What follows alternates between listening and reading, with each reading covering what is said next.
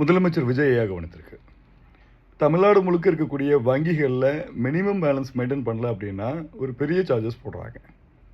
இந்த பவுன் சார்ஜஸோ இந்த அடிஷ்னல் தேவையில்லாத சார்ஜஸோடைய எண்ணிக்கையை உங்கள் வருட கணக்கில் இவ்வளோ லாபம் கிடச்சிருக்கு, 22,000 கோடி லாபம் கிடச்சிருக்குன்னு சொல்லி சில வங்கிகள் வெளியிடுறாங்க. இது முழுக்க முழுக்க தவறான ஒரு விஷயம்.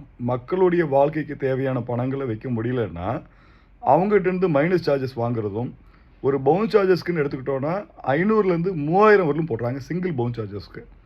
அதுக்கப்புறம் பின்னல் இன்ட்ரெஸ்ட்டு, சார்ஜஸ்ஸு, ஃபோர்க்ளோஜர்ஸ் சார்ஜஸ், ஏகப்பட்ட விஷயங்கள் வந்து கண்மூடித்தனமாக அடித்து துவம்சம் பண்ணக்கூடிய பேங்க்கோடைய தேவையில்லாத அதிகமாக மக்கள்கிட்ட பணம் வசூலிக்கக்கூடிய ஸ்கேமை தடுத்து நிறுத்துங்க. இது தாழ்மையோடு வேண்டுகோளை கேட்குறேன். அது இல்லாமல் இப்போ சில ஆப் இருக்காங்க, மொபிக்விக் மாதிரியான ஆப்புகள் 3% வரலும் ரேட் ஆஃப் இன்ட்ரெஸ்ட் கொடுக்குறாங்க கேள்விப்பட்டேன். இப்போது இந்த ரேட் ஆஃப் இன்ட்ரெஸ்ட்டை யார் அவங்களுக்கு அப்ரூவல் கொடுத்தாங்க?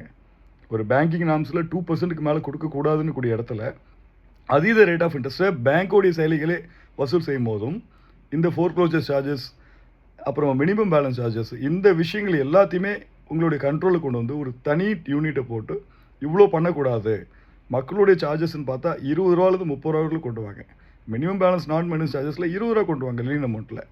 அப்போது சார்ஜஸ் பெனால்ட்டி அமௌண்ட் 20 ரூபாயை வந்து ஒரு சக்திக்குரிய விஷயமாக மாற்ற முடியும். அதையே 500 ரூபாவோ 1000 ரூபாவோ நீங்கள் மைனஸ் பேலன்ஸ் போட்டுங்க அப்படின்னா அந்த மக்களால் கட்ட முடியாது. இது உண்மையாகவே இன்றைக்கி மக்களுடைய மன வலிகளில் அன்றாடம் சந்திக்கக்கூடிய பிரச்சனையாக இது இருக்குது. முதலமைச்சருடைய கவனத்திற்கு இதை எடுத்துகிட்டு போங்க.